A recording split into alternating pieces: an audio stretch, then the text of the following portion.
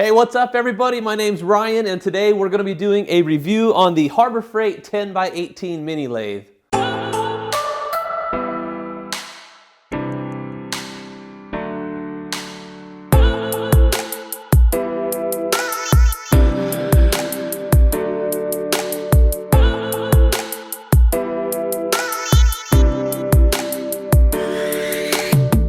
So what I want to do for this video is I want to break down my review into three parts. I'm going to reposition the camera, we're going to go over all the specs on the machine, and then at the end of the video I'm going to give you my overall opinion on what I feel about the machine, and then I want to give you a little bit of background and information about myself. And if you came here just for the review of the machine, that's all you need. And then I'm going to go ahead and talk a little bit about some tooling and accessories that you'll need for the lathe. So let's get the camera repositioned and we'll get right to it, guys.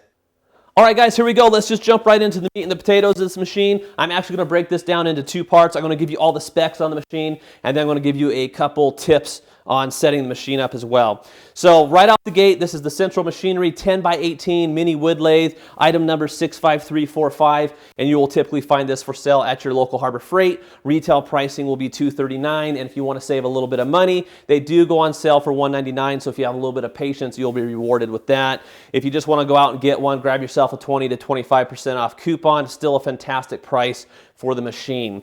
So with that being said, let's talk a little bit about the sizing here. 10 inches. What does 10 inches reference? We're going to talk about the swing of the lathe, and if you don't know what the swing of the lathe is, they're basically saying that that's the largest size diameter piece that you can turn on this spindle before it will interfere and hit the bed down here.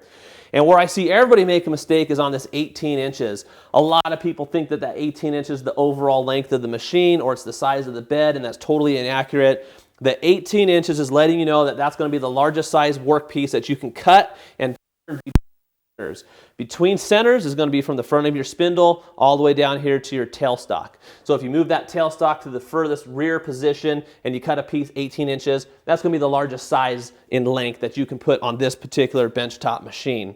Now, one of the main reasons I wanted to create this video is because nobody was able to confirm this for me on one of the videos that I had looked at online.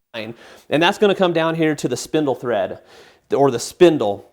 This particular unit, as long as you get item 65345, I will confirm it is a 1" by 8 TPI spindle thread on here. That means that you can go down and find your basic work holding chucks aftermarket, and as long as you get a 1/8, it will for sure, in fact, fit on this spindle. If you're looking for a used, just be cautious. Check if it's 65345. Apparently there's a previous version, I don't know the model number, it did not have the 1/8. It had some proprietary spindle on here which requires you to find an adapter, and nobody really cares. The adapters, they're cumbersome and they're just kind of a pain in the butt. So my big recommendation for you, just get one of the newer ones that we can confirm is a 1/8. It's a really big deal. The internal bore of the spindle is a Morse taper 2, and the internal bore of the tailstock is a Morse taper 2 as well. So if you're looking for any type of accessory, drill chucks, life centers, etc., just make sure you'll get the Morse taper 2. It's often referred to as an MT2. And that covers that portion of the specs. Now let's talk about the motor. This is a 110 volt motor. It is a 1/2 horsepower and it's 5 speeds, and you have 750 on the low end and you have 3200 on the high end. And my only little minor complaint on it is that if you want to change the spindle speed, you will have to loosen this Allen bolt right here. And this is a belt driven machine, so it has pulleys in here and there's a little belt. So once you take the tension off of this motor, there's a plastic cover plate on the back. It comes off really easy. You just change that belt to a new pulley position, tighten it back up, and you're back in business. Now, it is a little annoying that you have to do that, but once again, they do make a variable speed, so if you want to spend more money, you can step up to the plate and buy a much more expensive machine. So that's those are the basic specs on the machine. So now I want to just kind of cover a couple little tips and tricks that I would recommend if you're interested in buying this machine. On the motor really quick, if you do read about the reviews, a lot of them will say the motor does get hot, and I can absolutely attest to that. I've ran the machine for a couple hours at a time, and the does get rather warm. I just use common sense and I make sure I keep all my wood shavings clean, keep this area nice and clean. If you have a little like benchtop fan, you could blow that on there to kind of keep the motor cool. But so far with my experience, you know, the motor gets hot, yes, hasn't caused me any major issues. Just something to be, it's not a deal breaker, but it's just something to be cautious about. When you buy the unit, it's going to come as a fully assembled unit. All you have to do out of the box workbench. I think the machine weighs about 75 pounds. And I don't care whether you buy a machine in the US from a high-end tool dealer and it's the best of the best, or you're buying some machine that's being imported overseas.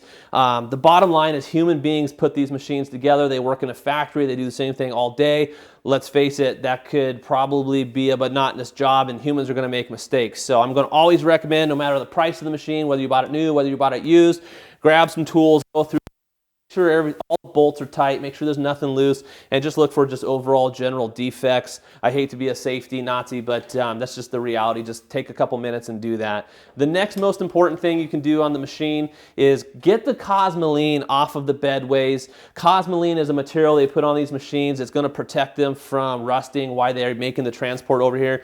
Don't confuse that cosmoline with any type of lube. You generally don't really want a lot of lube on this machine because you're working with sawdust, and that's just going to stick to that, and then it's just going to make it'll premature wear on the bedways here. But one thing you can do is get yourself some Johnson paste wax and just put a real light coating and work it into the bedways, and that's going to allow the metal on metal surface to, it's just going to slide really easy, and it's not going to accumulate a bunch of that sawdust. So now that you've bought the machine, you're excited, and you've got it up here on the workbench, this is the #1 most important thing I can have you do. I want you to put your live center and your drive spur in the spindle. Bring your tailstock down, and you're going to want to bring this, there's two really fine here. So you're going to want to bring this all the way down to the spindle, and I'm not sure if you can see it. I've had some really nice high-end machines, and the alignment here was not good from the factory, but they had, the tailstock was designed to be adjusted and shimmed to get that to align. But that's one of the most important things that you're going to look for on this particular machine. You want to make sure that spindle is in alignment, dead alignment with that tailstock. And this machine, I was blown away. I feel like I got really lucky. I mean, the thing is dead on. So with that being said, if you get one and the thing's just way off, or something feels funky, or it's just not right, let's be real. Don't be pissed. Don't write negative reviews online. Don't kick, scream, cry. Put the thing back in the box, take it to Harbor Freight, and exchange it for another one. There's some items that come out of there, Harbor Freight or manufactured in China.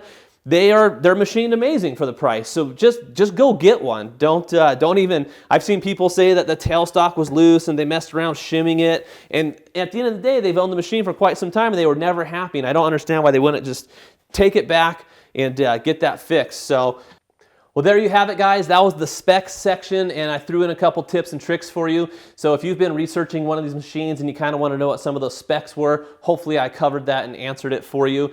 Now I want to talk about something that I don't see a lot of people on YouTube doing. I just want to share with you guys a little bit about my background and my experience. One of the most aggravating things that I come across is when I'm researching for something and I see some guy on YouTube that went out and bought a machine and he clearly has no idea what he's doing or how to use the machine, but he decides, hey, I'm going to make a YouTube review, and he looks like a complete idiot and writes a negative review on the machine when it otherwise might have been a really good machine. So I'm really just trying to help some people out that have been eyeballing this particular machine. So a little bit more about me. I grew up around manufacturing. Our family's business was a manufacturing company, and we owned everything from some low-end items like this, and we would consider those throwaway items. They're just an item that we would buy. We knew the employees were going to use them and abuse them, and it was just the cost of doing business. We'd throw those items away.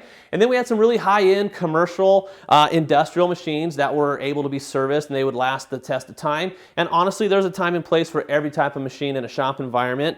And to take it a step further, I actually made a living for quite some time buying and selling machinery. So I would go into machine shops and I'd buy out a machine shop that was going out of business, or maybe the owner was retiring. I'd buy everything at once, bring it home, and I would keep a machine for my own shop. And then I would go through, fix and repair all the other various items. I would sell items on eBay. So I have a real diverse background in machinery, and I think I can speak fairly intelligently on the quality of a machine. So now that you guys know a little bit more about me and my background and my experience, let me go ahead and give you my overall opinion of the machine and whether I think you should buy one or not.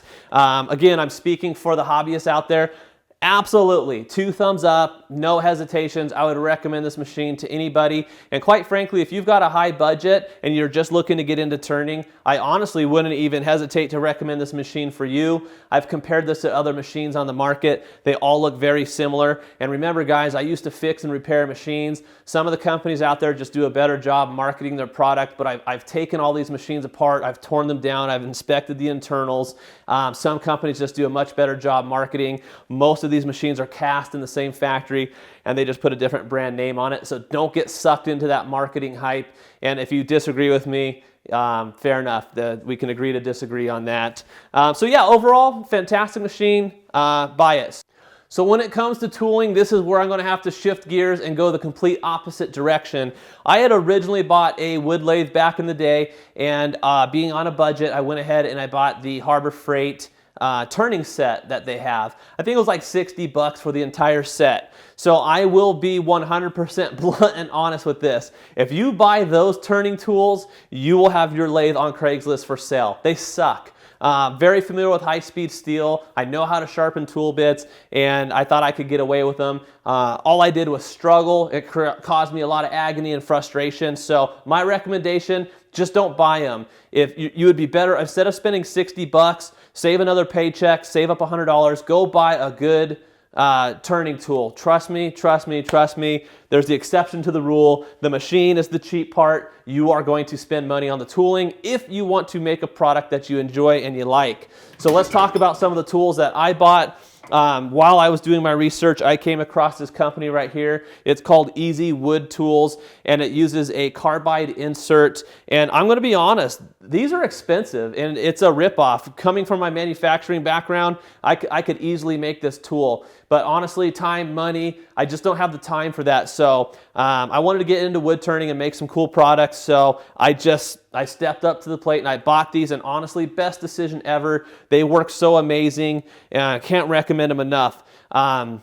You've got pluses and minuses with carbide. It will chip and break easily, so you got to just be careful and mindful of the tool. But the nice thing is if you do chip or break an edge, you can loosen this little Allen set screw right here and you can rotate it, and they sell replacement tips as well, and they just work phenomenal. The classic right here, this is going to be your gouge. This is a Sorby gouge. I think I paid like $70 for this thing, maybe a little bit less, but this one's high-speed steel. So your initial entry point, price point is going to be a little bit cheaper with the high-speed steel, but at the end of the day, you're going to lose the edge when you use this thing. So if you don't have some type of a belt sander or a grinder, you will have a hard time sharpening this. On top of that, if you do have a belt sander or a grinder, you're going to need to learn how to sharpen it, and it could be a little challenging. They do sell some different jigs out there that you can buy that will help you with that sharpening process. So for me, I have a mixture. I've got some high-speed steel, and then like I said, I've got these Easy wood tools, and they've been just outstanding and phenomenal.